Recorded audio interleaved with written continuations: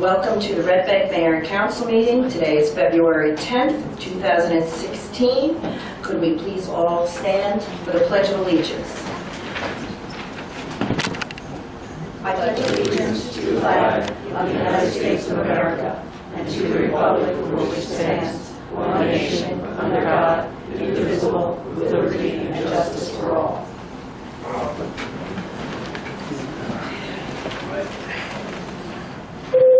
As you can tell, I am not mayor now. And he is unable to make it tonight because he has a previous engagement. So I will be filling in for him tonight. Pam, could you read the sunshine statement, please? Oh, roll call.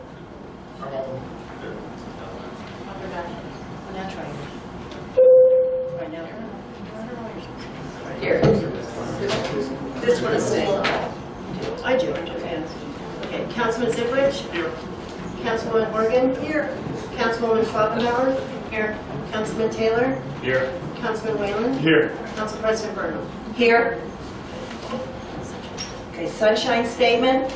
Let the minutes reflect that in compliance with Public Law 1975, Chapter 231, Open Public Meetings Act, that notice of this meeting has been provided by notifying the Asbury Park Press, the Two River Times, and the Star Ledger, placing a notice on the bulletin board and filing same with the Borough Clerk on January 2nd, 2016.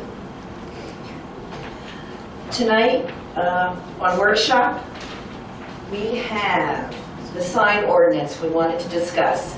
This is something that's been going on for over 2 years, and we have our planning and zoning director here. And if anybody wants to have any discussion or questions regarding the sign ordinance, I'd like to. Go ahead. Is that on now? Yeah. I see that it's on for first reading as the ordinance, and it hasn't come out of committee.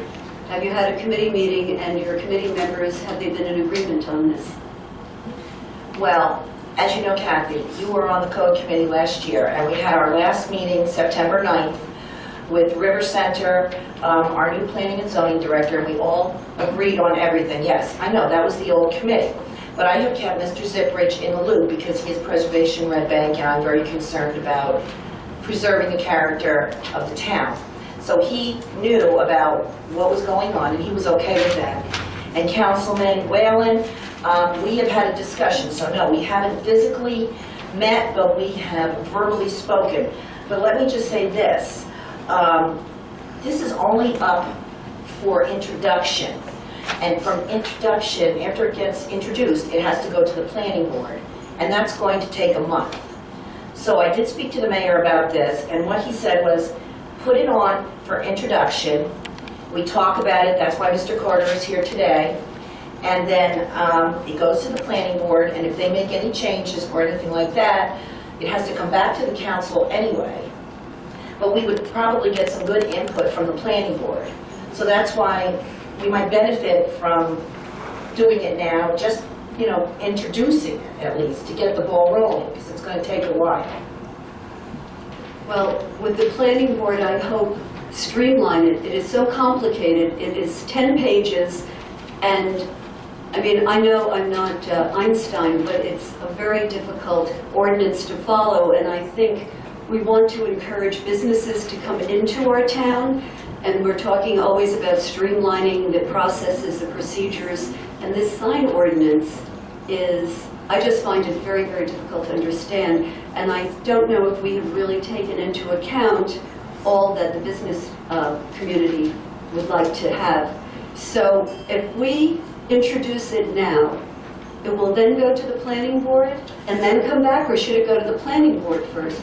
What is Jean, maybe you could clarify that. Yes, the ordinance does need to go to the planning board. It's an amendment to the land use regulations. So the statute requires that at some point it go to the planning board between first and second reading.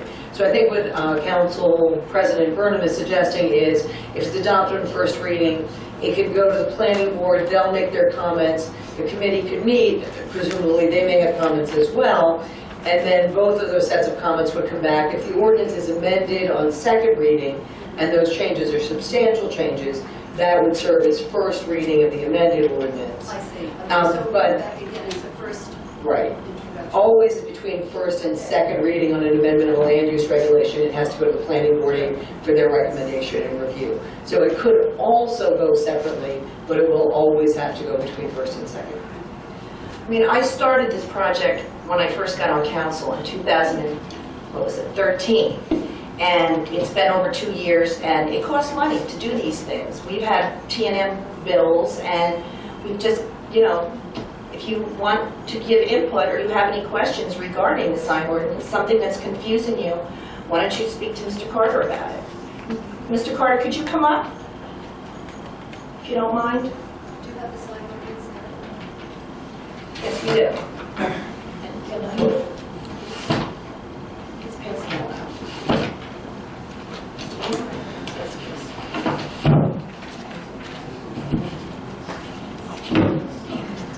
Mr. Carter, do you have the ordinance with you? I do. Okay.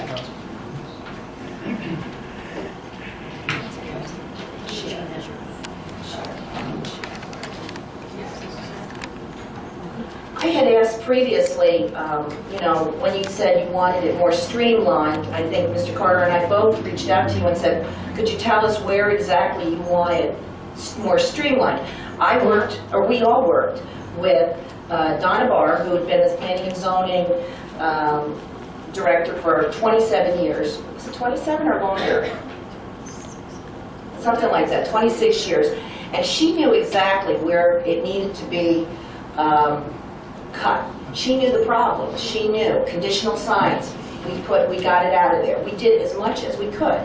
Like I said, it's been over 2 years. We've spent a lot of money doing this, and we've got to, you know, but if you have a question, ask Well, Mr. let me, do you feel that the ordinance is streamlined at 10 pages?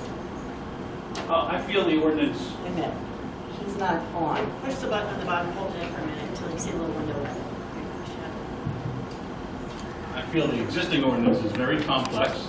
And quite frankly, in my duties where I review things for zoning compliance, it's my least favorite thing to do when a sign comes in because it is complicated.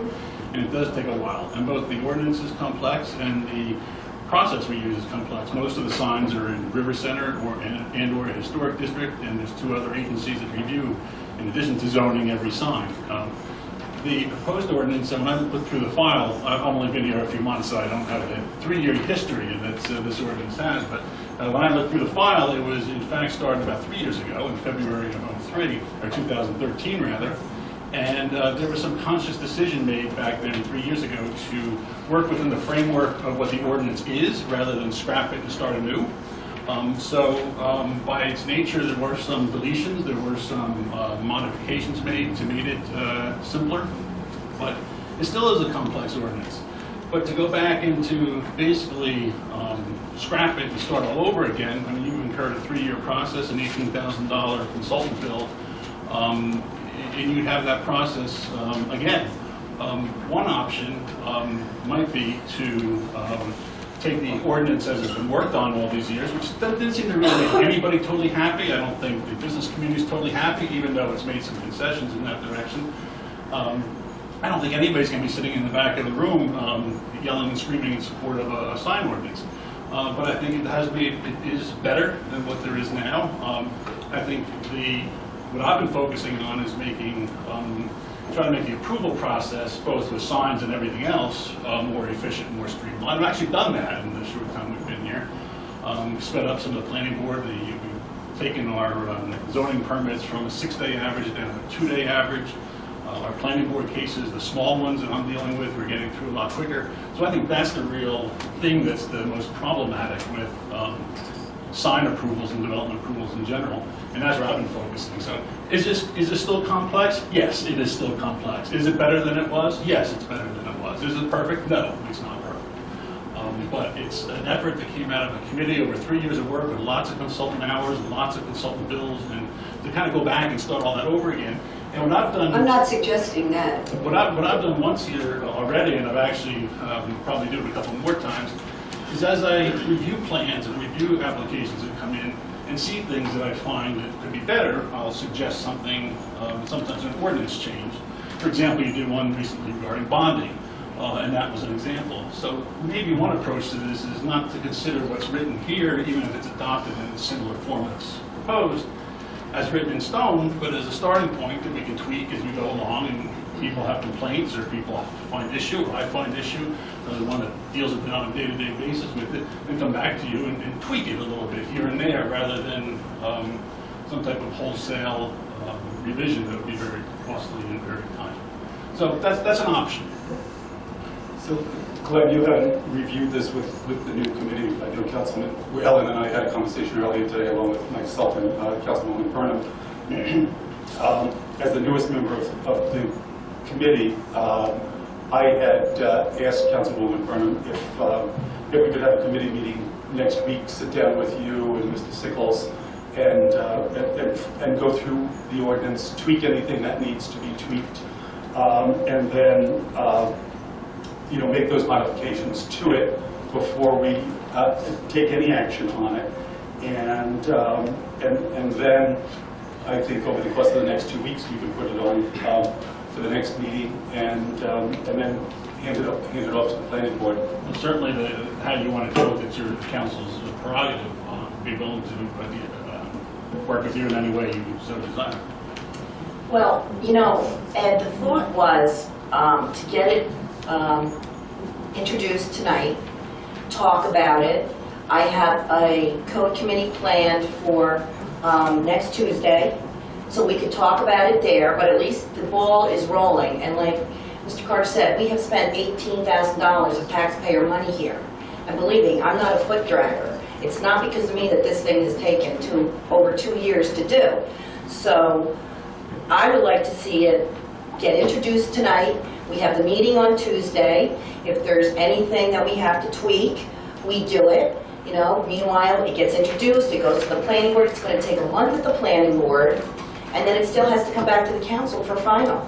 But you're doing it the opposite way around. It should come out of committee, then it should come back to the council. I don't think, Well, I think it should come out of the committee first. I have spoken to Ed, and Ed, Listen, this. I appreciate all of the effort that you have put into this. And you said you were okay with the changes, and now all of a Right. sudden you're changing your mind. I'm not changing my mind. I asked that the committee members sit down, review it, and as I said to you on the telephone yesterday and today, that I don't think that delaying this another 2 weeks, so that the committee has an opportunity to hash it out and see if there's anything that needs to be tweaked, whether it be in the downtown historic district or anywhere else in town. I think that three minds on the committee would enable us to determine whether there's anything further that needs to be adjusted with Mr. Carter's help and Mr. Sickles' help, along with the members of River Center who have had input. That's, I think it's important for it to come. We have a new committee, and I think it's important for us to work together as a committee in the best interest of our town. And so you're meeting on Tuesday, and the next council meeting is the 24th. So you're not really wasting much time. Michael? I understand where obviously both of you are coming from.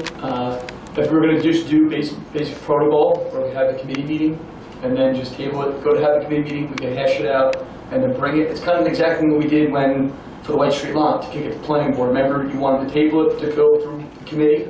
So if we want to keep the continuity where we go to the committee, talk about it, discuss everything, and then send it to the council. Okay. So why don't we just do that? Okay, so we'll table it, we'll meet Tuesday, and then we'll take it from there. We'll just drag our feet a little longer, but that's okay. It's not going to cost any more money I'll second your motion, Cindy. unless you charge. Sorry, it is currently on the agenda. It could be the privilege of the chair to remove it from the agenda, or a council member can make a motion to table it for first reading until the 24th. Well, I'll table it. Okay. Do we need a second? Okay. All in favor? Aye. Okay. Thank you. Okay. Workshop. Oh, no, we did workshop. Approval of minutes. Motion to adopt. So moved. Second. All in favor? Aye. I'll abstain. You weren't here? Mayor appointments, there are none. Reports of mayor and council members. Mr. Zipperich?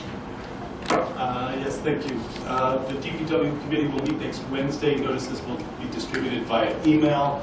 I was at the Board of Education meeting on Monday night, and the Red Bank Borough Education Foundation will be the recipient of the proceeds from the International Food Festival in the end of April. That's being presented by River Center. I wanted to thank River Center for their consideration, and all of the members of the foundation who appeared at the meeting, and it's a very, very exciting event that will take place, so mark your calendars for the end of April for the International Food Festival to help support the STEAM projects at the Red Bank Public Schools.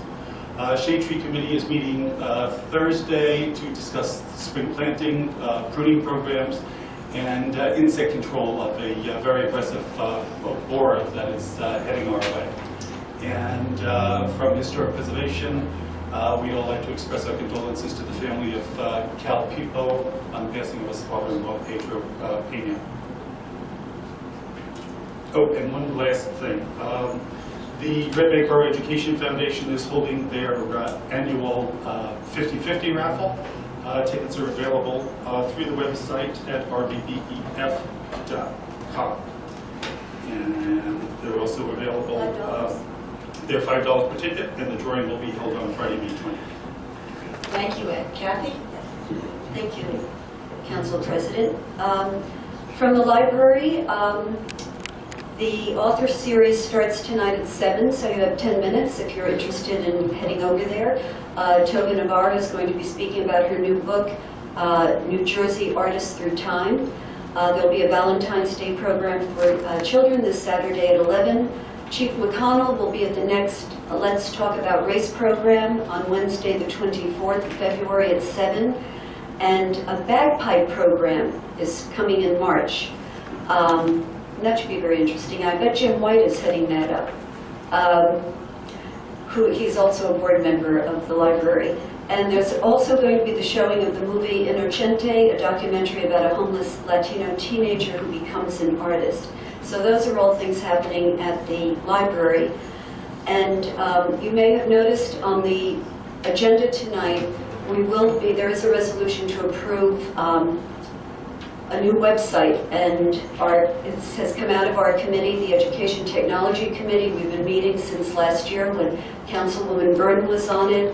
She and Councilwoman Schwabenbauer and I worked very hard on it, and Councilman Zipperich is on it this year, and we have decided to go ahead with Civic Plus, and it turns there were 3 applicants. Civic Plus, which is in Manhattan, Kansas, turned out to be the most cost-effective with the most components. They will host it as well. They'll host our website. And I'm just going to read a few of the highlights why we decided to go ahead with them. The content management system is combined with reverse 9/11 notifications. Other vendors did not offer this in their proposal, so it would have cost extra. Civic Plus provided an all-inclusive price, whereas other vendors provided a base price with optional features. And Civic Plus is allowing us to pay over a 4-year period. Their entire cost is $45,000, and that will be broken down into 4 payments. So that there will be no increase within those 4 years. They have an 8 to 12 staff that is dedicated to the project, many more than other vendors had. They have 2,000 municipalities that they are hosting websites for throughout the United States, and they are very active also here in New Jersey. Middletown is one of the towns that, as well as Edgewater, Cherry Hill, and they are all very happy with the website.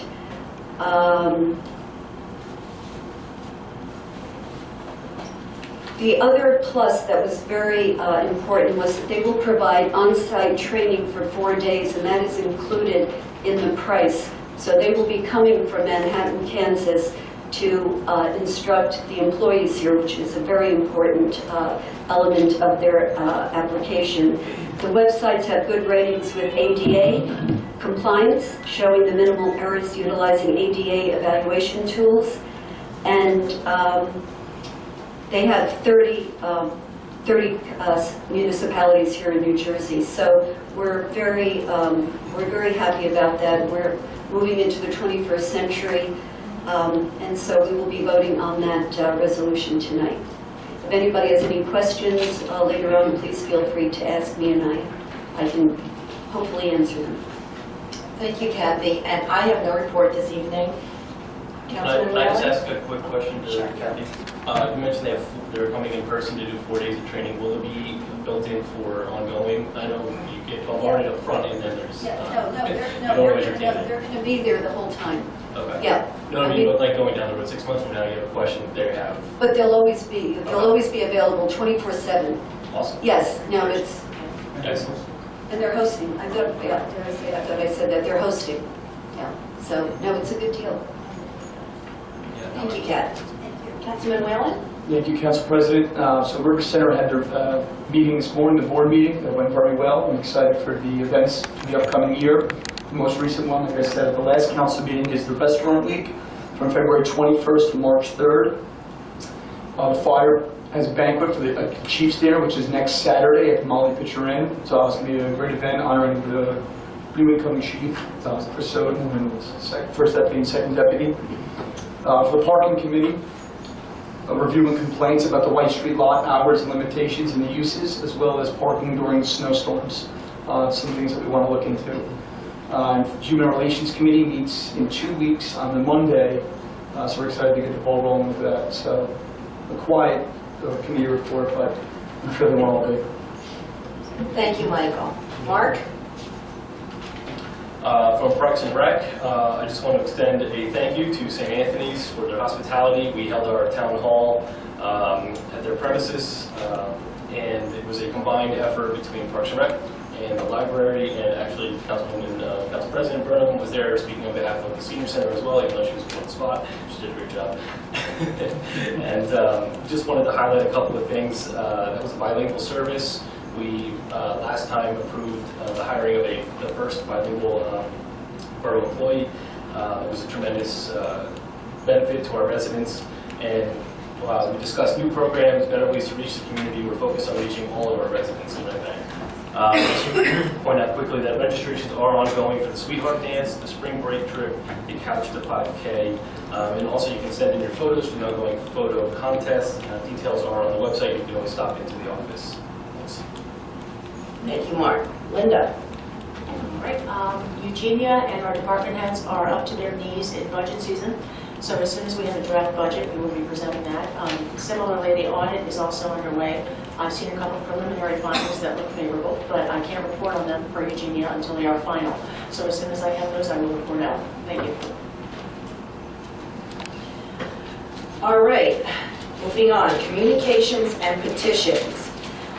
Special events requests. Does anyone have any questions regarding the special events requests? There's quite a few of them, so I would like to put them all together and to approve as one, from the Indie Street Films to Holiday Harmonies. Does anyone have a problem with that? Putting them all together? No, I just wanted to make one comment on the Indie Street Film Festival. While attending the Board of Education meeting the other night, the Red Bank Middle School will be used, and the Indie Street Film folks are very, very excited to partner with the school, as well as the hotels in town, the Molly Pitcher and the Oyster Point, and a couple of other Bowtie cinemas as well. Yeah, there'll be locations for the film presentations. Thank you. Okay, so can I have a motion to approve by consent? Second? Second. All right, all in favor? Aye. Opposed? Any opposed? No. Okay, great. Okay. We do have a request from our local smoke barbecue to install temporary coming soon signs. I think they're already up, is what I've heard, in the corner of their lot located at 244 West Front Street to promote their new business. Can I get a motion to approve? Second? Second. All in favor? Any opposed? Okay. Okay, next we're going to have public comment on ordinances on the first reading, and that was going to be our planning and development regulation that was tabled. Right. Okay. Just no ordinances. Just resolutions, because the others are public. Oh, yes. Public comments on ordinances and first reading and resolutions only. Okay, so we have ordinances, public hearing and final adoption. Is there any? Yes, okay. Does anybody want to comment on any of our resolutions or? Table the first reading, but. Oh, yes, forget the Right. resolution. That's where we're going to go. Right. So it's just, Does anybody have any comments on any resolutions? Question. Suzanne? Suzanne Mascumi, 19 Morford Place. When I looked at the bond ordinance on the table, back during the campaigning, that's a public hearing. okay, we can't This is comment just- that? There'll be a public hearing. Sorry, this is the public comment on the resolutions Oh, only. The ordinances on second reading will have their own special comment Comments on section. it, right. Okay. Okay, seeing that there's none, could I have a motion So moved. to close the public comment? Thank you. Could I have a motion to close the public comment? So moved. Second? Second. All in favor? All opposed? Okay. Now, we have ordinances, public hearing and final adoption.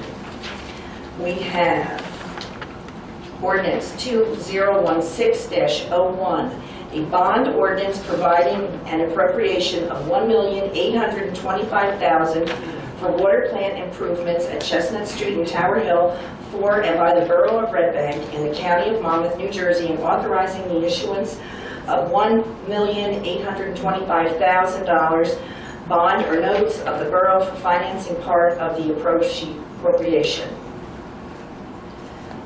Do we have any comments? Anyone from the public? About the bond, back when the campaignings were going on and big harping and the opportunity for transparency was one of the main topics, which is excellent, and I'm all for. My question is, in the bond, somebody suggested to have line items of where all the money was going to go to, not just a lump sum of 1.825, exactly how much is going to go to each line item. And so when we know years down the road, if you're coming back and asking for more money, we know what went over or what was short. I didn't see that in the bond.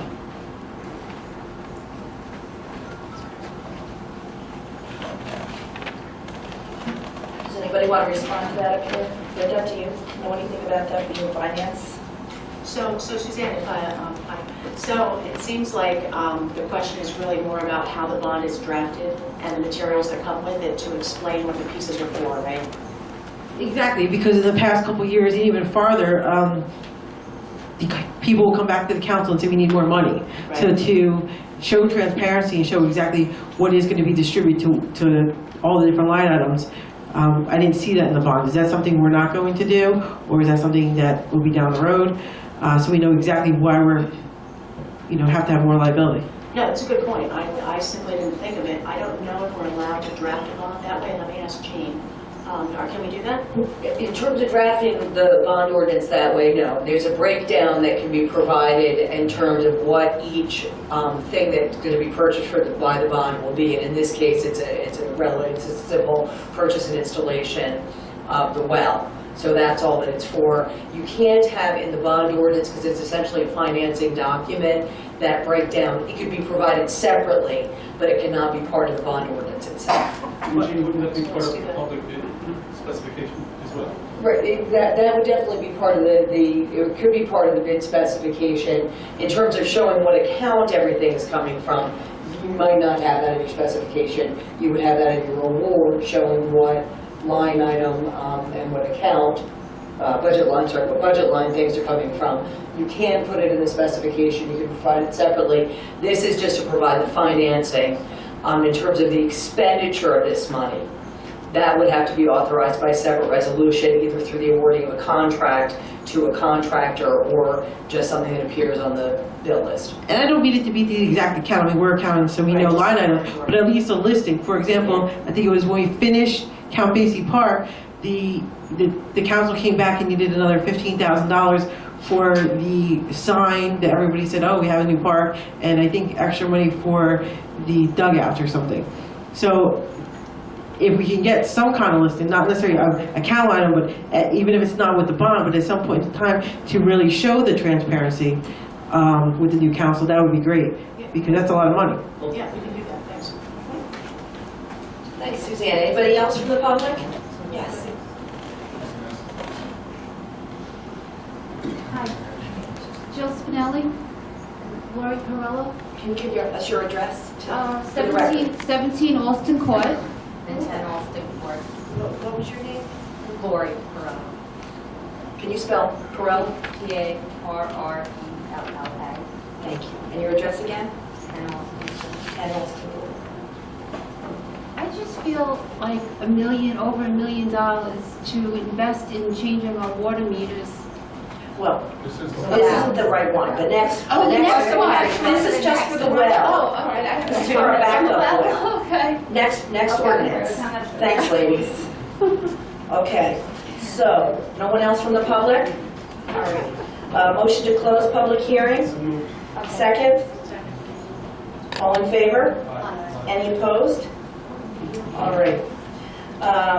Motion to adopt? Wait.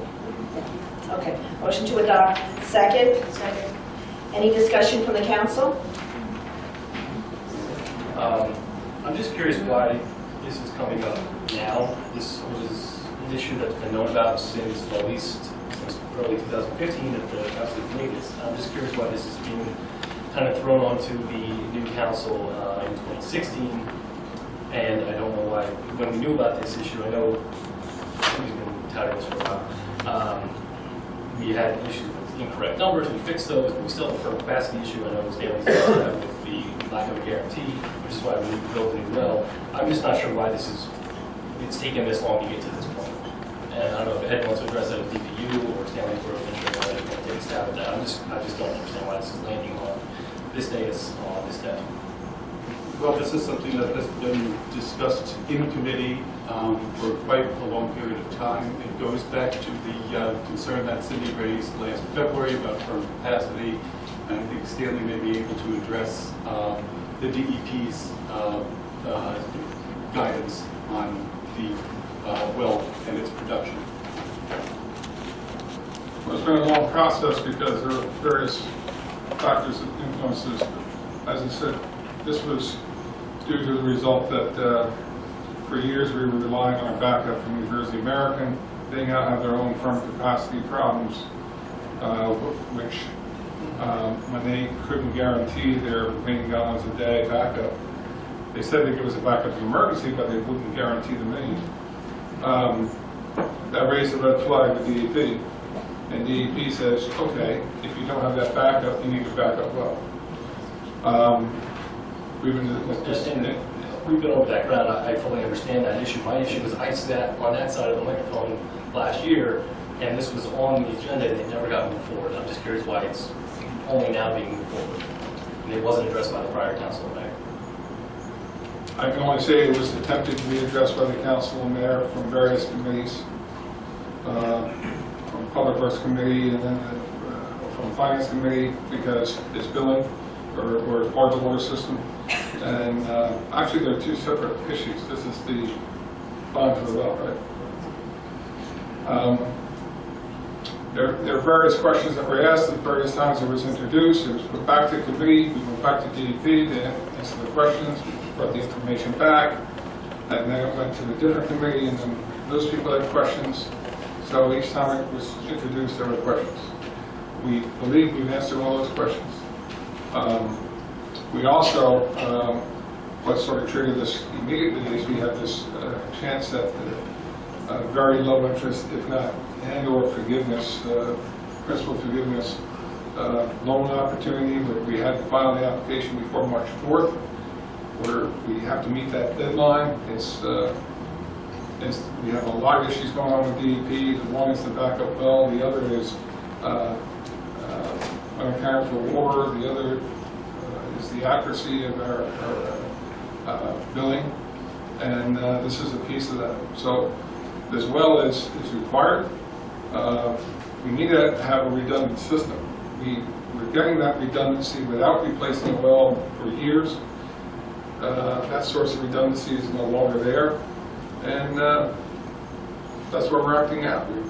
We thought we had all the questions answered, and we're back on the committee, back on the agenda. Any further discussion? Okay, roll call. Mr. Ziprich? Yeah. Oh, that's right, sorry. Councilman Ziprich? Yes. Councilwoman Morgan? Yes. Councilman Schwabenbauer? Yes. Councilman Taylor? Yes. Councilman Whalen? Yes. Council President Burnham? Yes. Okay, next we're going to move on to ordinance 201602. And I do have a conflict with this. I'm torn. This is about the water meters. As you all know, I did vote no on the introduction, but due to the, pardon? Yes, I did vote no. But I do have a conflict. I was married to a Neptune water meter salesman, and he is paying child support, and so it's the ethical thing to do, and I'm an ethical kind of girl, but I'm just torn because I would vote no if I could, but I can't. So I have to recuse myself on this one, but I'll read it anyway. Right. You can read the title. Oh, and then Kathy will take it over. Okay, yes. You were the council president before me. That's Okay. how what senior means in this context. Experience. Longest serving. Longest serving. Yeah, that's well said. Alrighty, so what we have is a bond ordinance providing for the acquisition and installation of water and sewer utility meters by the water. I should be reading this. You know what, for simplicity's sake, well, if I could ask you, Councilwoman Morgan, to read the title and then open up to the public. All right. Ordinance 2016-02, a bond ordinance providing for acquisition and installation of water and sewer utility meters by the water sewer utility of the Borough of Red Bank and the County of Monmouth, State of New Jersey, appropriating $1,900,000 therefore, and authorizing the issuance of $1,900,000 bonds or notes to finance the cost thereof. Oh, and I have to. So I'm asking for a motion. Anyone from Okay. Is there anyone out in the public who would like to comment on this ordinance? Yes. That's a lot of money. What's wrong with the meters that we have now? Didn't we Can't we take that money and put it more towards looking to switch over, like you were mentioning with the wells? With the backup well, New Jersey American Water, why can't we switch over to them? Well, first of all, we own this utility. You own this utility. I know, It makes money for the borough. but why is And it's so high? believe me, I've been administrator 20 years. In those 20 years, New Jersey American has broken mains. They had to get water from us, and we had our own water. So it served its purposes for the residents of Red Bank. Plus, we generate revenue from the water utility from those people that don't pay taxes. And that helps, we share costs, and that helps reduce tax bills. We have 17% of our property is tax exempt, including the hospital, YMCA, visiting nurse service, Salvation Army, all the schools, but they pay the water bills. So So water utility, it's like South River has an electrical utility. It helps support the town. That said, our meters, some of our meters, a good percentage of them, I think it's about 40 to 50, almost 50% are over 25 years old. The industry standard is replacing meters 10 years. New Jersey American is replacing their meters actually less than 10 years. Because accurate billing is what you would do if you're selling water. You have a water company selling water, you want accurate billing. And so this water utility needs accurate billing as well. We have some meters that we know are not giving us accurate readings because of the age. It's just acknowledging the industry that the design and the style of those meters, because of the antiquity of the engineering or the design, they get less accurate as the years go by. So we're doing this for various reasons. Number one is we need to, for accuracy. We need to because there's theft of our system. And we need to go through and replace meters. Some may have been altered over the years. We haven't been able to get into all the buildings. But the main thing is really for accuracy. You know, we're running this business of a water utility, and it needs to be done. Can I help? And I just ask one thing, how come the people on New Jersey American Water, their water bills are so much lower than ours? They are.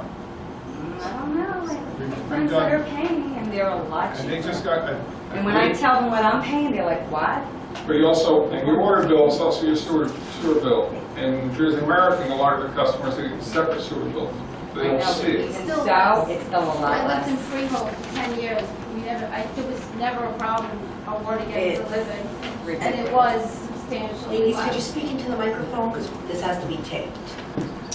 Well, I lived in Freehold for 10 years before I moved here. My bills were nowhere near as high. I never had any type of problem with water getting delivered to my house if there was, some type of breakage or whatever. It just doesn't. I just think the Red Bank Borough, the water, the rates are very high. I mean, my last bill was $550. Two people, no kids in a house. And this will have no effect on the rates. This will not change the rate. Will there be additional charge No. to the homeowner for getting these new Well, we're gonna meters? have to pay for the new meters, right? No, No? We're not paying for it. It's not gonna be added to our tax bill? paying for it through the water utility. Doesn't do anything to your tax bill. And there's no plans to increase the rates. No plan. Thank you, ladies. Good evening, Paul Balanikis, Wall Street, Red Bank. First and foremost, I just wanted to say welcome Mark and Michael to the council. Congratulations on your win, and I wish you guys the best. Thank you very much for entering the arena, so to speak. As I am totally opposed to putting out new meters. I think this is a I think this is a derelict situation. We have meters that are working, that are fine. I understand we are in a situation where we need to generate revenue for the town of Red Bank. I understand that the water does generate revenue for the town, but look who's paying for it. It's actually the residents. I really think you need to look in your hearts, my friends, and see who's really paying for all this. We have many viable solutions and remedies to do prior to replacing the meters. We can replace some meters. We can do studies. We're chasing 2% deficit. We're at 17, we're chasing 2%. We could easily install fix that with 2% very easily. There's plenty of alternatives than going out and spending $2 million to fix an issue that could be done with such a small fraction of the price. Mark, during your campaign, you came out to me, I'm going to try to quote you verbatim, but there's a reason why, there's a problem when small families are leaving this town. And let me tell you, my friend, between my taxes in my modest house and my water bill, I'm paying the same amount of taxes that my neighbors in other towns are, without a lot of the headaches that they have to deal with. So I ask you guys, please do not vote for the new meters. We have to fix the well, okay, that's a little controversial as well. I think some smart growth and smart planning and overdevelopment may have contributed to that. But this meter, there are so many different viable options to do prior than go out and change every meter. It's fiscally absolutely wrong. And I ask you, my neighbors, to vote against it. Thank you very much for your time. Thank you, Paul.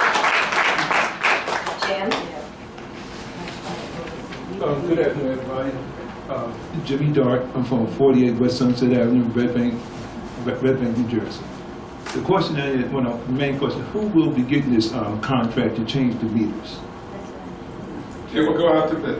It will go out to bid? Yes. First, and one other thing I just found out, when you mentioned to me that if the guy can't get in to read the meter, but then the guy was telling me, you have a meter on the outside.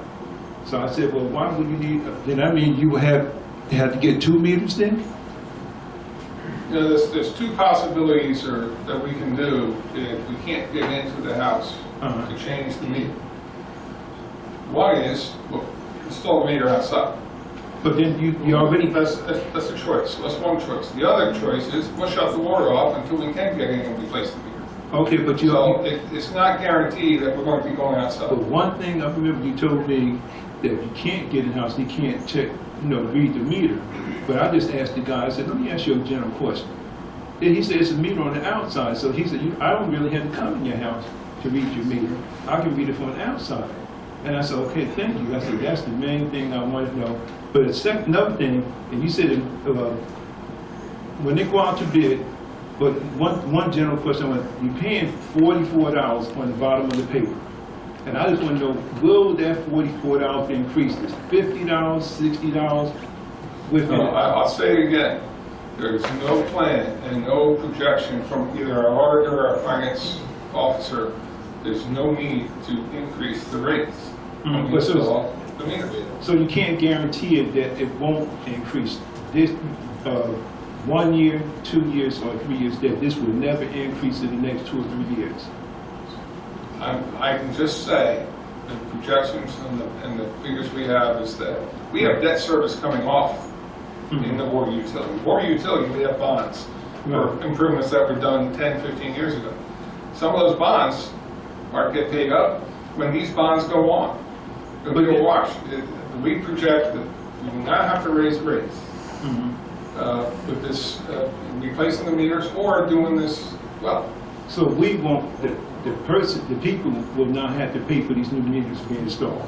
The users pay for it. Anybody who gets billed with water, the rate of the billing will not change. But one thing I'm trying to understand, you said it's an electronic thing where the guy can just go by, like the gas company installed new meters, put new gas things in, and the guy said, just ride by and read the gas thing from there. But he said there's no charge at all whatsoever when they had put them in. He said you don't have to pay it, not 1 penny, and will not go up 1 penny. Correct. And I said, well, the same thing with these meters. They explained it to him. I said, why should the water keep going up, up, and up? And then I said, this is one other question I always had. Tinton Falls water, what's the difference of the taste? You come over to Red Bank, drink a cup, you go in it, it's the difference of the taste. So I said, what's the problem with that? Because now you hear all these things on TV about lead in the water and all stuff like that. And I said, that's really something to really look at. And I keep asking people from state to state, West Coast, East Coast, all around the country. And they said, you know what, we do not pay like y'all pay. Even down far as Columbus, New Jersey. And they said, you know what, we do not pay $44 like y'all do.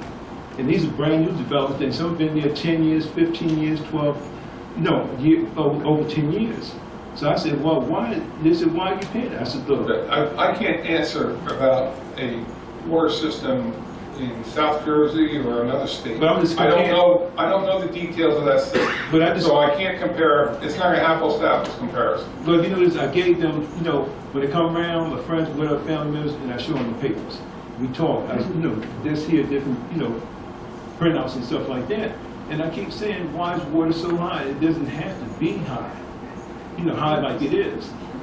So I just, you know, this is just something I keep asking the same thing. We share different questions. I can't answer another state. I don't know what regulations they have to follow. I don't know what treatment or testing they have to do. This, you can't, unless you know the complete operation, that you can't really compare apples to apples, bills to bills, from different water utilities. But this is the last thing I'm saying, just like the guy that's up here, and I always said, you know, why keep putting the burden on the people, and the tax keep going up, and then just like, I'm just gonna share, some of my friends just say, I can't deal with it no more, I got to pack it up and leave out, because they said it's getting out of sync and out of control. And as I've been here, some of the people been 20, 30 years, and some that say, I got to go. And I would just say, you know, you shouldn't put debt into debt, and how much debt are you already in? Because then a little person is going to spawn out, because I always look at some of these new, like down on Bank Street, and new meters go on there. Is he going to pay for his meters in there? And then another thing comes on top of this, people said, well, is he going to be taxes in? No. He's not going to be taxes in. So he will be paying taxes just like anybody else. Yes. But that's why I was just wondering, because, you know, you hear stuff like Locust Landing, you know, stuff like that. And I said, is he going to be taxes in? So if he's going to be paying for his new... They all pay for water. So every new complex goes up, if they get meters in, they will be paying for the new meters. All pay the same. Right. Hey, we all pay the same. I pay the same as you. Right, but I just wanted, I'm just saying. I drink the water. I've been in this house for 55 years, no, excuse me, 60 years. All right? I drink that water. I raised 3 kids on that water. Right, all right? So I am as concerned about the water system as you. Now, what I've done in the past year is investigate what we need to do to get accurate billing so that the biggest users in town, the hospital, the restaurants, the hotels, are paying their fair share. Right. And they have some of the oldest meters. But then, and you talk about reading outside? Yes. We'll be able to read those meters from here. Right. You can walk in here with this new meter system, and you want to get a final reading because you're selling your house, they'll pull it right up. But a couple of other things I want to get this, I'm just going to get this out because, you know, just hearing it all the time. You said if it's a leak, if you got a leak, I don't care where you live at, you're going to know it. Because the first thing you're going to say, my bill was $50, now my bill is $100. But constantly, it's like, I'm putting it on this because it's a long question, but I'm going to put it out real fast. What places don't have meters? Because I'm saying, like, because then you can have leaks anywhere. Okay, you got two questions, I'll give you 2 answers. The reading, we send a person door to door, he taps the outside of the house and reads from the outside. Right. He comes back, puts in a book, puts in the book. Yeah. Then he comes back, they take in the book, then they put it in the computer. These new meters, he'll go down the street with this thing, and as he walks, it'll take all the data from the meters. He comes back, hooks it to the computer, and it downloads. It removes all that manpower to read those meters. And in fact, if it works like we think it will work, we'll be able to read, they'll send the signal right here. We'll be getting it by radio signal. So these will basically be working by battery? Yes. And then 10-year guaranteed battery. So you won't have no freeze up or a collection, it like, you know, the thing freezes up and it backfires or it's not working at the time. And when we investigated, we looked at various manufacturers, and there were some that had problems with batteries, and which they had chosen another type. And we think we have a very good specification to get a very good product for the borough. So before this is done, and then when you do, you pick to do this, it'll be known, the public would know who will get this contract. Yes. And all this does is to put the money, authorize the town to borrow the money. It's just a bond where saying you can spend up to this amount. Then we go out to bid. Actually, specs are out. We get bids. And then based on the bids, then the council has a second shot at this and say, all right, do you actually want to award the bid and go through with the project? It's the next step. This is just allowing for the funding. So what would this, I mean, you don't have an idea when this will be finalized? When, you know, when the bidding to go out, you know, like, you know, April, May, June? The bids are, the specifications are out to bid. It goes out to bid. So then the public would notice before time who did y'all pick phase? Oh, absolutely. Yeah. It'll be done here as a public meeting. So then if it's anything, I mean, if you have a major concern, if you have something problem with this new meter, say, what I'm saying is it what kind of warranty on, what kind of warranty would you have on these meters? It's all in the specs, and I believe it's a 10-year warranty. 10-year warranty, but then you're gonna have to go out again 10 years from now. Excuse me, it may be more than that. I don't even know where I'm quoting the warranty, I don't have the specs in front of me. Yeah, because I'm just asking these questions because I'm just concerned because, you know, you hear about it ever since last year. So I just said, you know, the best thing when we come down to council meeting and ask this question, to get a general thing, because I'm saying, you know, because I was wondering, will the person pay for these new meters being installed? That's what I was just thinking about. If you want to say those questions to the time when we decide to award, that would be a good time for that. Okay, but thanks a lot. I appreciate it. You're welcome. I have one question I'd like to ask him is water. Maybe my Mr. stomach Boyd. hurt. Maybe my stomach hurt drinking too much Red Bank water. 365 Shrewsbury Avenue. I got a question with this water. A lot of these old houses got these meters up, and mine is one of them. When you mess with that pipe downstairs and take that thing apart, and if it breaks, are the borough going to be liable to fix that pipe, or do the owner have to fix that? No. If there's any repairs to be done when they install the meters, that's part of the bid spec. All right, now the other question, and I'm not knocking no firemen in here, or this and that, I give them all the respect, but are these meters going to be at the firehouses? Because we have a lot of people bringing their family cars, washing them at the firehouse, going back, getting their friends' trucks, washing them at the firehouse, taxpayers paying for that.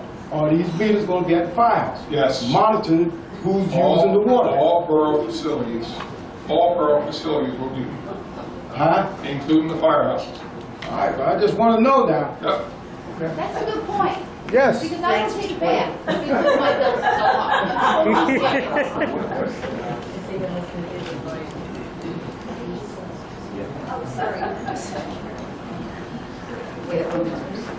Mario Cirillo, 66 Peters Place.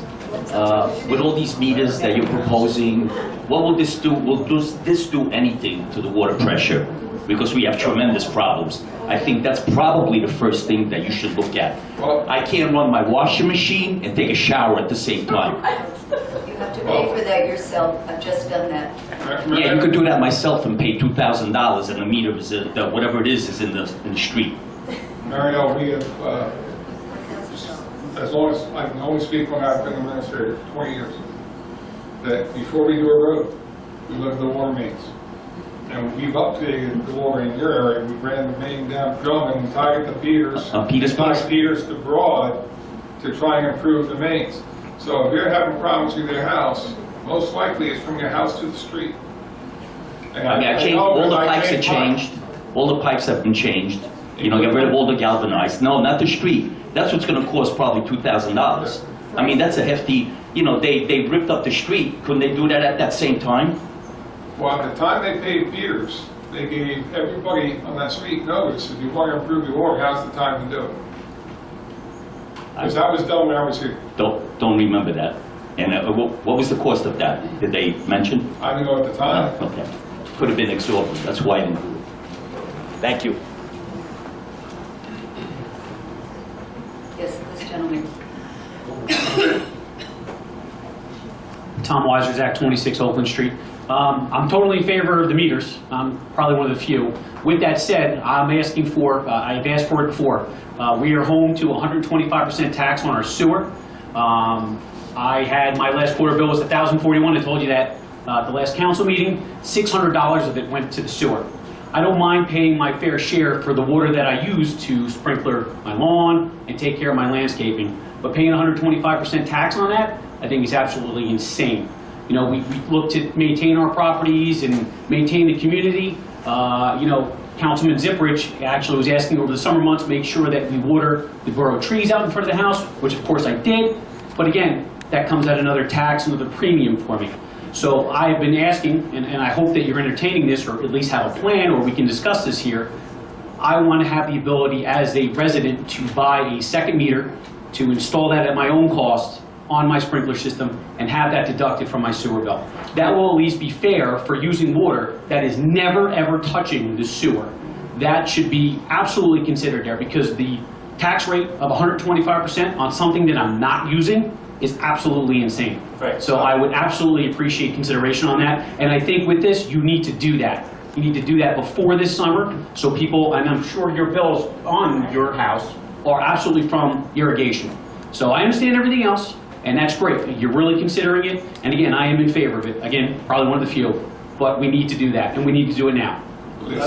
Thanks, Tom. I just wanted to point out that over the course of the 2.5 years that we've been working on this project, one of the things that I have advocated for is that a bid alternate for an irrigation meter be included in the package, so that We need to do this now. folks because- like you, Listen, I mean, at this folks point, like you have the opportunity to have an irrigation meter installed. $2,500 worth of water and sewer bills last year. And listen, It's the same thing. again, I think it's insane, and that's where we need really, that's where it's gonna help the little people, and we start talking about, you know, families moving out. That 125% tax rate is insane, absolutely insane. So please do something sooner than later, make it part of this package. I think it makes it more palatable for everybody in this town. Because there are provisions for that in the bid specs. Thank you. I hope it actually comes to fruition, and I hope I can be one of the first ones buying a meter for this spring and summer, and fall. Thanks, Tom. Thank you. Is there anyone else who'd like to make a comment? Oh, here comes Paul. Forgive me, Mr. Sickles, you said that everything will be going out to bid, correct? Yes. Is that with the meters as well? Yes. So we are not tied to Neptune meters? The spec is based on the Neptune meter, because we found, after discussing with other water utilities, they have actually used other meters. Just about everyone has said they would rather use the Neptunes, and the Neptune product is far superior in what we could see in our comparison of meters. That said, it's also compatible with our software, and it's also compatible with some meters that we've already purchased per Neptune. So that's in the spec. So you have looked... If somebody comes up with something that meets or equals, then we'll have to investigate that and have to consider that. Because the Neptune meters are somewhat controversial. There was a class action lawsuit in Atlanta where not so much the meter, but the software was off, and people were being charged astronomical prices, and there was a big difference. Are you aware of that? No, I'm not aware of problems. So you did do due diligence, but you're not aware of any problems with Neptune? I'm not aware of any problems with Neptune installations in New Jersey. Okay. And those are the people we talked to. I think just by the fact that you're telling me you haven't heard of a problem with Neptune meters... In Atlanta? Excuse me? You said Atlanta. Atlanta, Georgia. If you Google Neptune meters and do some due diligence like you said you have, you will see there's a big class action lawsuit. And we have plenty of time to do that because we aren't buying the meters. Okay, and well, furthermore, if we're not going with Neptune, why can't Council President Burnham vote? Because If I may, I just asked that, Paul. Because the spec is based off that kind of meter, and it's based on that kind of meter, based on its compatibility with existing Neptune products, that creates the likelihood of a benefit to Neptune, which creates the conflict. Right. So, we're not tied to Neptune, but she can't vote. Okay, I understand. Once again, I don't want to be redundant. Please, vote no on this. There's so many viable options. This is financially immature. This is financially destructive to our town. There's so many better ways and alternatives that we can do as opposed to going out and spending close to $2 million. Thank you. Thank you. I got one more question. I just heard something in the background, right quick. You say by Cindy being married to an ex-husband for Neptune, she cannot vote on this? What I'm saying is there's a conflict created, though Council President Burnham has been long divorced from this individual or they have a mutual child and that child continues to receive child support and receive financial benefit from her father's employment. Well, the reason why I asked, because this all came about when Councilman Murphy was a councilman, and he worked for Orlando Water. He put my meter in, but he had say on it, and he wasn't excused from. I can't opine on something I wasn't present for. I don't know the facts on it. Well, I was here. I'm just saying that's a little ridiculous. The other thing is, Stanley, one question. When you have a problem at your house, like this young man say, pressure going in his house, which a lot of these houses over here, I guess in Red Bank, have that, and you got to dig from the street to your house. You have to pay for that. Your homeowner have to pay for that, right? Yes. And you pay taxes. What do your taxes cover at Red Bank? The service you get, just garbage pickup? But this is the water utility. This is wait a the minute. charge of the water utility. Water utility is a business of the borough. Okay. It's not paid, water, you don't pay for water out of your taxes. How long you work for the borough? About 35 years. Okay, I worked there 29 years. And on Sunset, 14 Sunset, when Mr. England was director, we went and put a water line in from the street to the house for Link Johnson. I worked on the town. We took the tractors over there and everything. We put a new line in there because the line was running up to Jesse's house on Shrewsbury Avenue. The old days. We put a new line in there. Link didn't pay for that. That was part of his tax when he paid a year of taxes to cover that. So I mean now, let me finish. Now you're getting over. People's paying high taxes and they're not getting the service. All they're getting is a contract for picking up the garbage. They're barely getting the streets done. You know, what are they getting now? Now you buying new meters, coming in here, putting them in the houses. Some of these houses, the pressure going to blow right up. Boom. The pipes is too old. Thank you, Brad. Okay, do we have anybody else? Do I have a motion to close public? Second? Second. No, that's right. Council. Yes, right. Thank you. Before we take a vote, can I comment? You may. Thank you. First, thank you for your comments. I appreciate your comments, and I want to address a few of them. This is an issue that you will remember was brought up in December of 14. I remember that because I had just been elected, and I was not yet sitting up here, and I was sitting out there. And when the water meter issue was first raised, the case that was made at the time was we will save money. And I was scratching my head. There was no way this was going to save us money, absolutely not. Then I came on the council, and then the narrative changed to, well, you know, we need to replace the meters because we have an inefficient system, and I said, show me. So I met with Eugenia, and she showed me how we do the books. She showed me how the books that Doug writes down, and then they take them in, everybody, all of you, if you live in Red Bank, your name is in a book somewhere, and someone is manually tracking like a monk. Yeah, it's medieval. But that aside, having said that, that's one part of the problem. But another part of the problem is we don't have any more meters. We don't have any more meters. We are estimating water readings all over town, not only because we don't have meters, but because we cannot get in to read. So people who are actually having their meters read are subsidizing people who are being estimated, because every single time we true it up, we are underestimating. Someone commented that water is cheaper in Freehold. I forget who that was. Freehold has had these kind of meters for over 20 years. They have a very efficient system. Despite the fact that we don't have these, we've held our rates flat since 2010. And I just want to point out a couple of those things. What we're doing now is not efficient. All right, so I just want to put that out. And that's my view. You may have a different view, but that's just what I've seen based on what I've looked at. Having said all of that, when I ran, I talked about having an operational review done. I talked about the possibility of selling the water utility. I don't know how we do that if we can't measure how much water is coming out where. We don't know what's going on in a lot of places because we don't meter. If we are successful in selling this meter, the new meters would be considered part of the asset of the sale, and we would get some of the funding back. All right. So this is part of a longer range plan. I think it's important that we do this. And the other thing I want to point out is, right now, and we haven't really talked about this, we have access to some very cheap money. The bond right now is for $1.9 million. Assuming we borrow up to the $1.9 million, which we may not, that's the upper limit. Assuming we borrow the full $1.9 million, it's actually $1.5 million.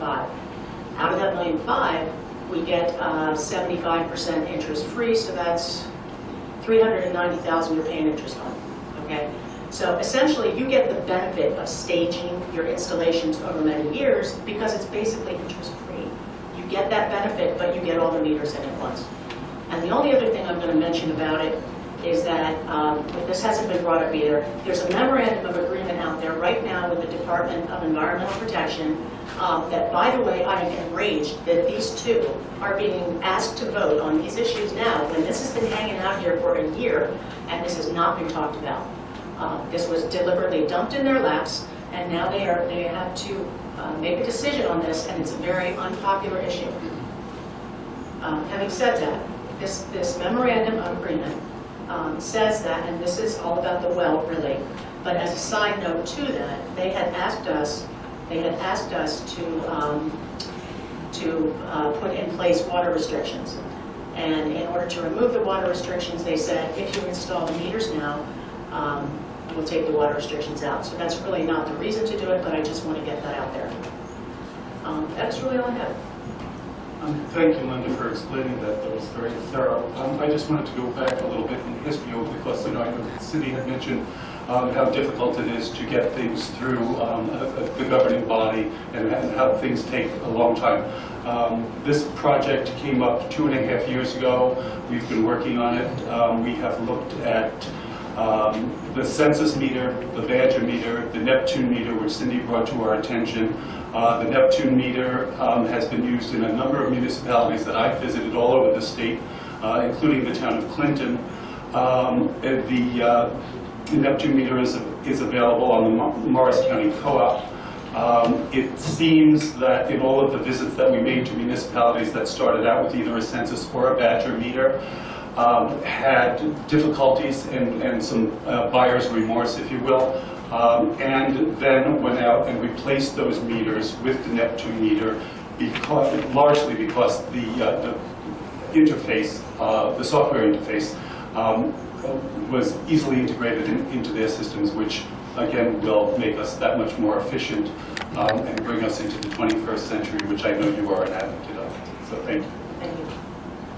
I don't want to sound too lordly, but I'm going to kind of renew my objection, if you will.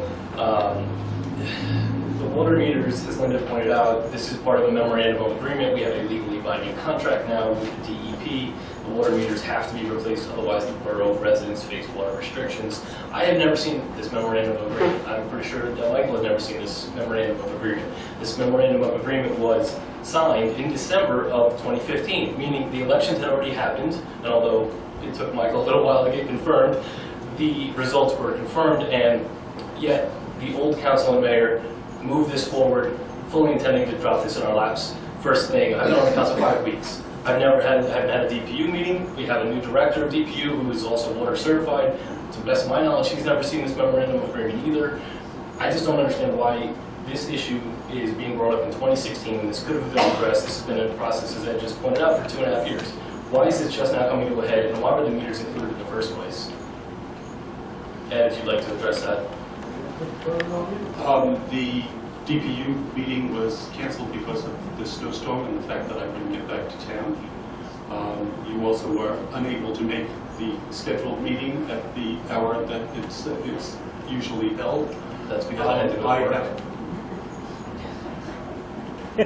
Needless to say, like the parking committee meeting, it was canceled due to the storm. The memorandum of agreement, I invited Councilwoman Schwabenbauer to that meeting in December, so I'm surprised that you weren't given a copy of it.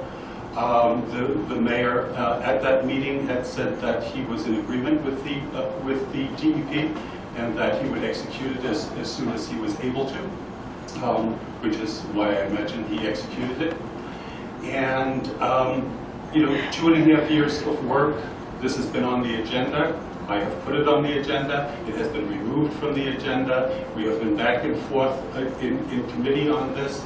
I have been back and forth with Mr. Sickles on a number of issues concerning these meters.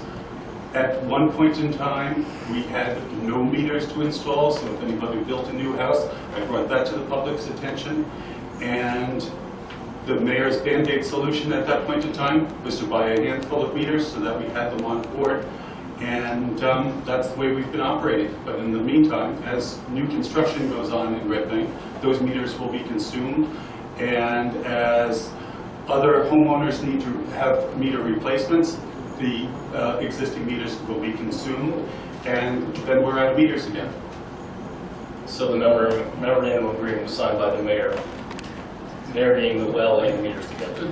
I need to correct you, Councilman. The memorandum of agreement hasn't been executed because we're waiting for final sign-off from the DEP. There's a verbal agreement as to the terms, but it has not been signed. So the issue with the water was that we had a firm capacity issue, we needed to build a well. We just voted on that, we proved that. Why are the meters involved with the well? Why are they being married to the well with this memorandum of agreement? If it hasn't been executed, why don't we go back to the DEP since there is a new council and a new voice in town? Because it's not just the well. The MOA also addressed we have a high rate of unaccounted for flow. And because of that high rate of unaccounted for flow, there's going to be water restrictions. And we're already entertaining doing the meters because it's the prudent thing to do for the water utility, for accounting of the water and for making the utility the properly run business that it should be.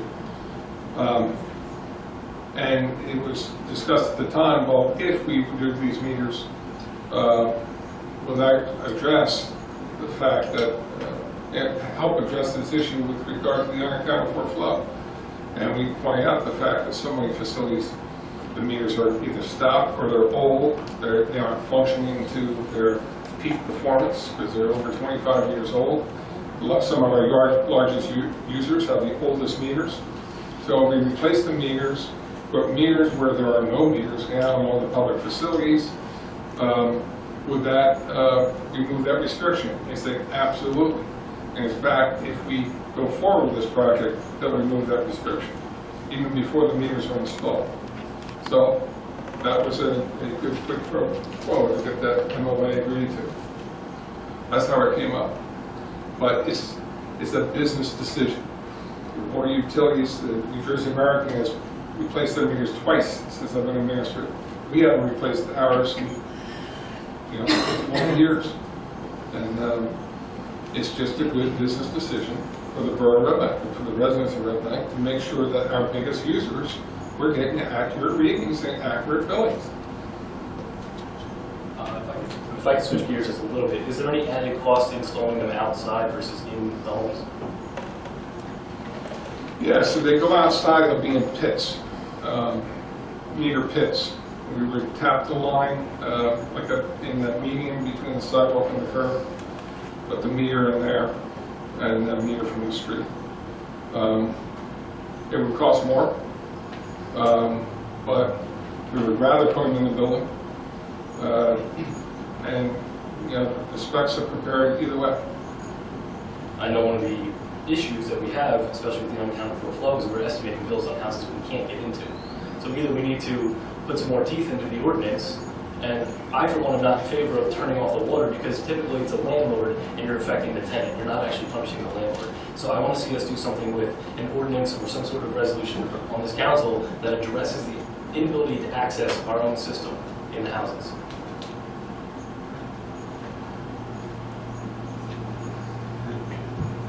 Any more comments from the council? Mike? No? Okay. Do I have a motion to close? Oh, we already did that. Okay, so now we need a motion to approve, but you'll roll call. Motion to adopt. Second? Is somebody seconding it? Second. Can I get a motion? Do you need a motion? Okay. No. Councilman Ziprich? Yes. Councilwoman Horgan? Yes. Councilwoman Schrobenbauer? Yes. Councilman Taylor? Reluctantly, yes. Councilman Whalen? Reluctantly, yes as well. Council President abstains. So you have 5 to 1 votes, so it passes.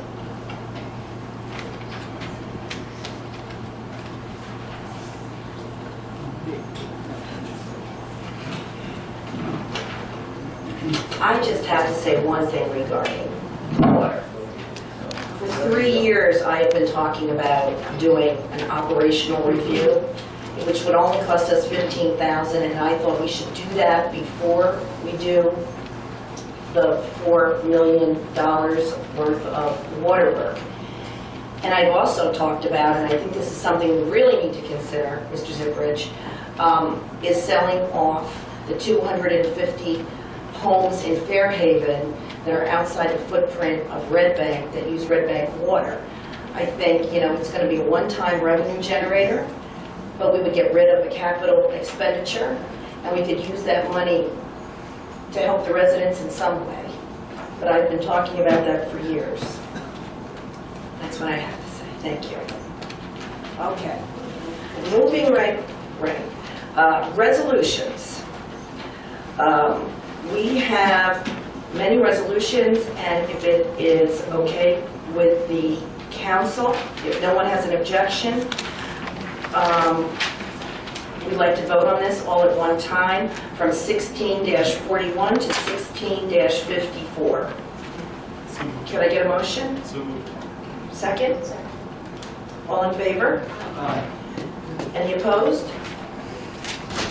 Okay.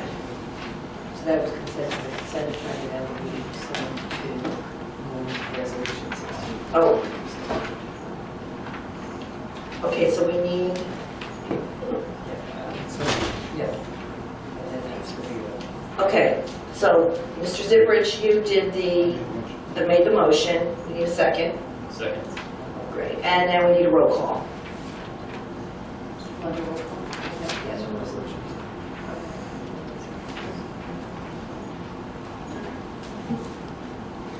Councilman Ziprich? Yes.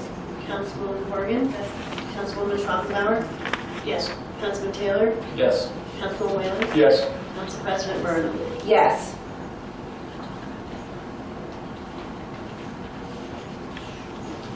I have one thing to ask or request regarding a Resolution 1644, a resolution authorizing the County of Monmouth Mosquito Control Division to conduct an aerial mosquito control operation. Is there any way, and Mr. Sickles, I guess I would ask this of you, to notify the residents before they spray over Red Bank? We can request that they give us a heads up before we spray, and we can put on our website. Can we do a resident alert, you know? Yes. Because I think a lot of people, I know me as a mother with young children, if I saw a plane coming over with a lot of fog, I would bring my animals and my children inside. So I think that might be a wise thing to do. So you will let me know? They don't spray the whole borough. They spray areas where they feel there's a mosquito population that needs to be tamed. So, but yeah, we can request that they give us notice that they're going to be spraying over the borough. Great. Okay, thank you. Proclamations. We have none. Payment of vouchers. A resolution for payment of bills amounting to $4,634,119.54. Would someone like to make a motion? Okay, a second? Second. Great. Roll call? Councilman Ziprich? Yes. Councilwoman Horgan? Yes. Councilwoman Schrobenbauer? Yes. Councilman Taylor? Yes. Councilman Whalen? Yes. Council President Burnham? Yes. All right, any new business? Audience? Anyone from the audience like to come forward and say anything?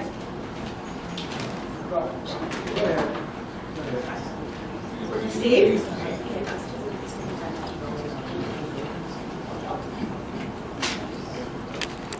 Stephen Hess, 135 Branch Avenue.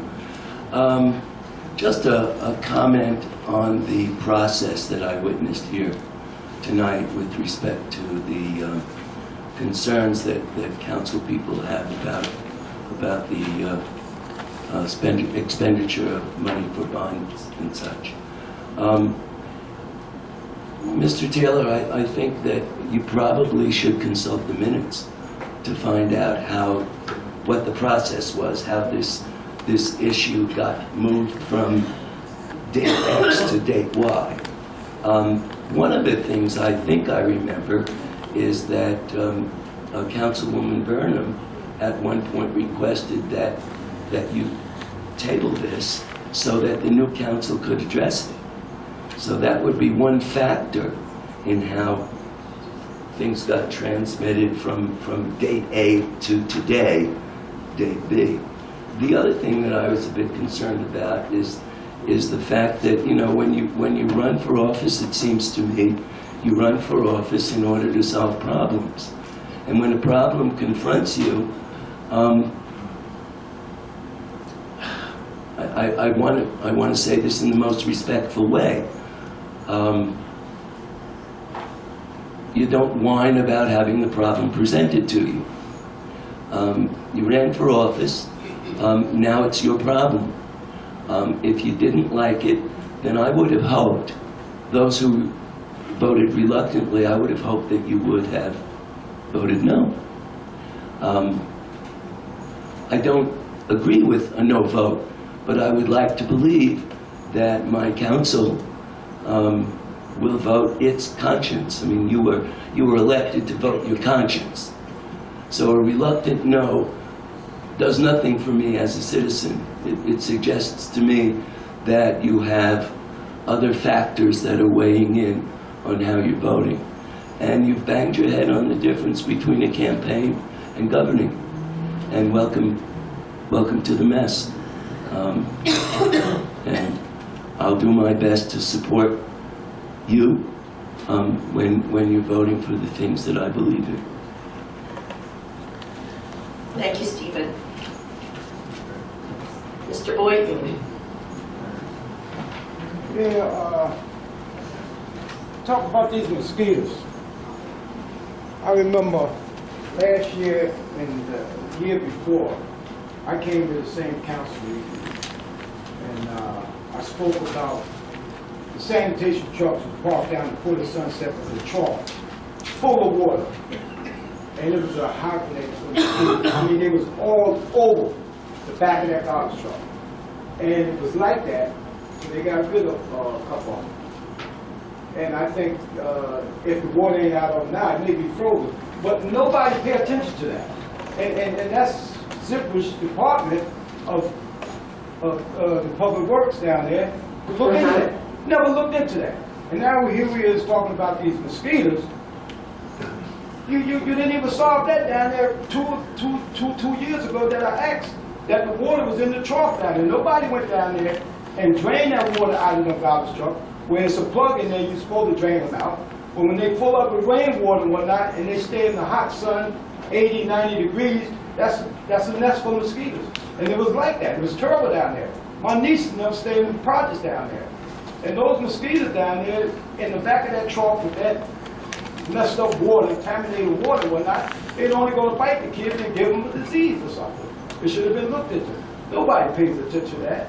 You come to this council meeting, you bang your head over and over and over. Y'all are elected to be up here.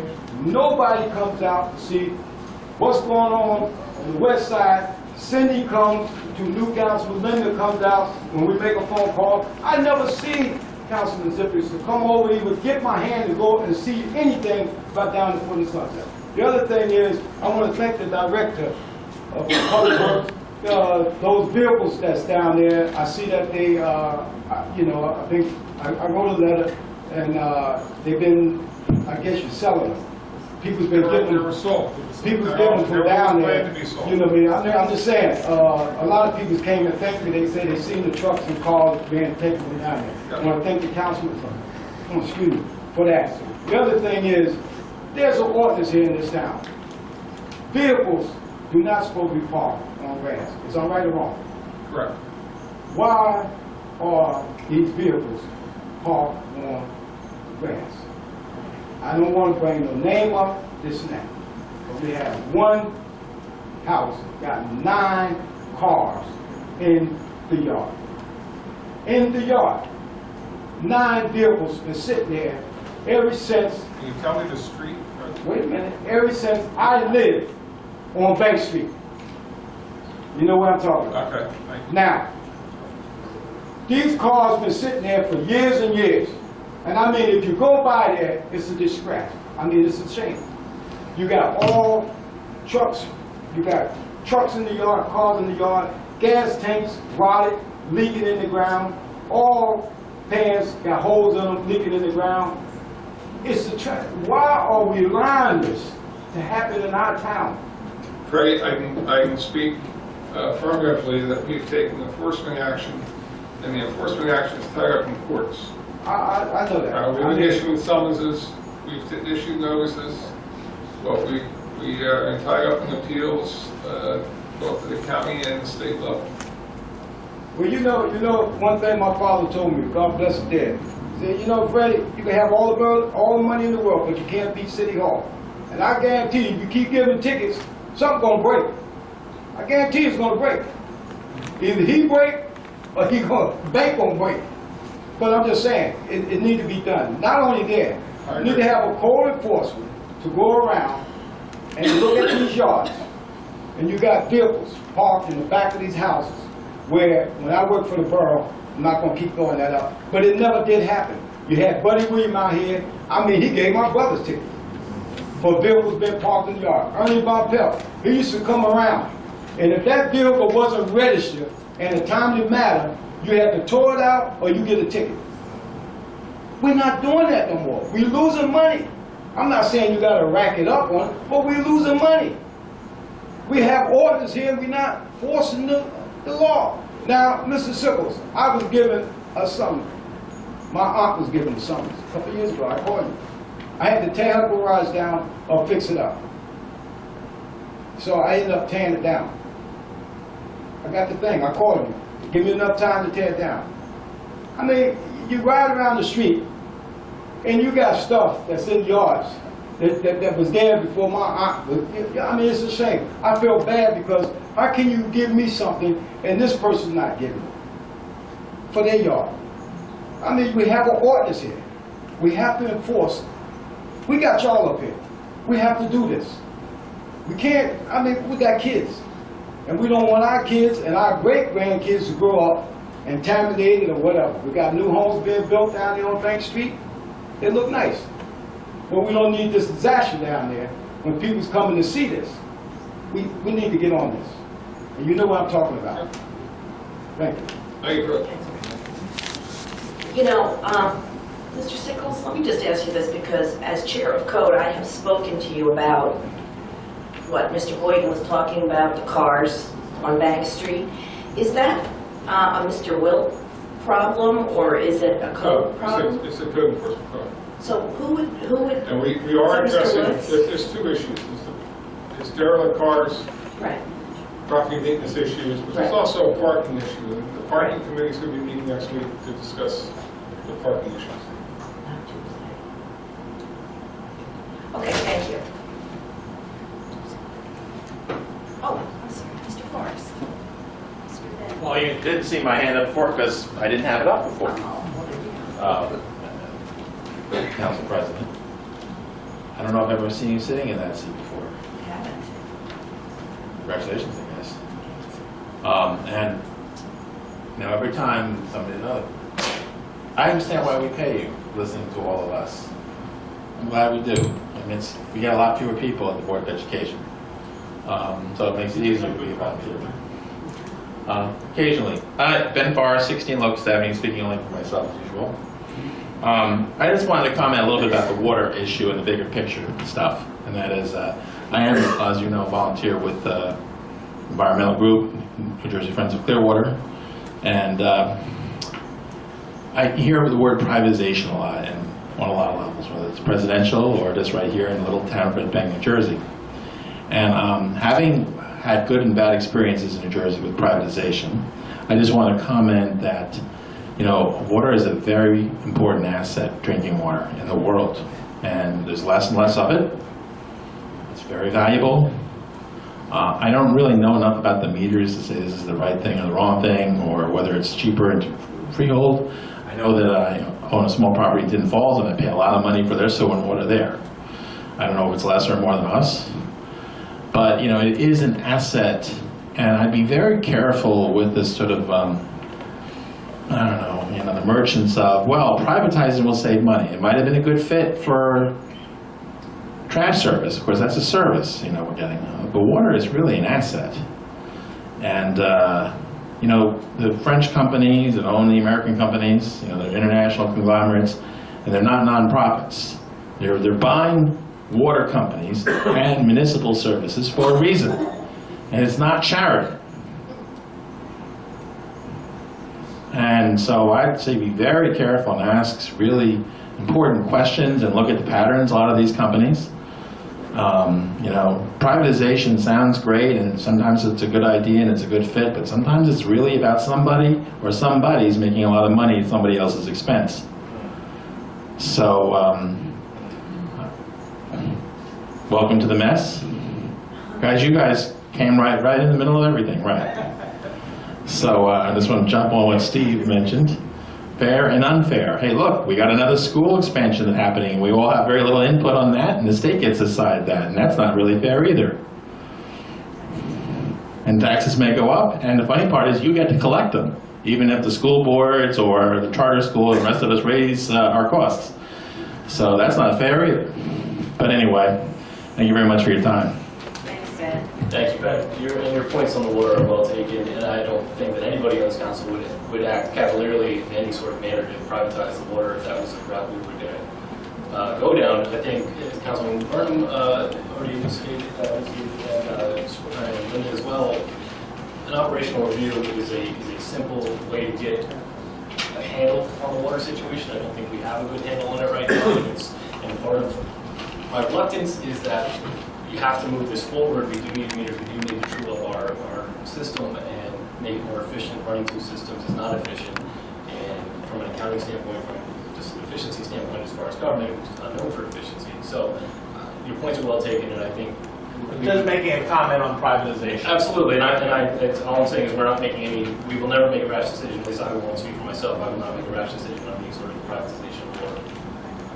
And just to add to that, it's a great public policy issue. Councilwoman Morgan and I have had conversations about this. She's very strong an advocate that water should not be privatized. I'm more of an advocate to say we ought to look at that. So I think it's going to be a full and frank debate. Yes, exactly. Right, I'm in. But yes. Yeah, I just wanted to say, Ben, you know, I don't think anybody up here tonight was talking anything about privatization, but an operational review, just so you know, it's a way to provide information as to what are the cost drivers of the utility, and is it being run efficiently? That's what it would tell us, and it would also provide information as to why Red Bank's rates and fees are higher than our neighboring towns. So that's what I'm asking for before we spend $4 million on a water utility. And I think that the discussion we had earlier about the water meters and bringing the borough into the 21st century really lends credibility to the efficiencies that we're all striving for together on this council. Somebody else? Susie? Mark and Wake. It's slow. What happens here is slow. For example, Carl, if you remember, 3 years ago, you brought up about the website and how one of the postings was something from the mayor for a year before, and 4 years later now, we're getting an updated website. That's slow. Ben, I think it was... Remember, people are always complaining about money, and that was one of the reasons that we didn't do it, but we needed to do it now. Well, you spent almost $4 million tonight, pretty fast. Ben, I think if you remember, we were talking about the path to the school, 4 years plus, I think, even longer. I think if Peter Noble was here, he would say over 10 years to the path for security, to the primary school, no path. Yeah. We're still asking for stakes. Access. It's slow. Though Peter Noble brought it up too for a very long time, since Donald, especially. It's slow. And that's why I'm hoping with your energy and your eager and your vow for transparency and your vow to really put the town ahead of politics, that we won't see slow anymore. Tim, just to that point, the path to the school is on the road program. Yeah, I thought that was a couple of years ago. It was last year, I think. We actually got a grant for it. When? Help trigger. Grant? 2 years ago. We have grants. Are we gonna do it? CDBG. Okay, that's Oh, you know, Jim? yeah, Jim Dog 48 was something that was better than. Also, I just want to thank Freddie Ford for February 1st. Me, my sister, and a couple people, 9:30 in the morning, meet with the guy from the county, for the engineer guy about the crosswalk. I just want to thank you very much for that. You have a nice night. You too. Anybody else from the public? Okay, seeing none, I'd like to make a motion to adjourn. Second? Second. All in favor? Any opposed? Okay, meeting adjourned. Thank you all for coming tonight.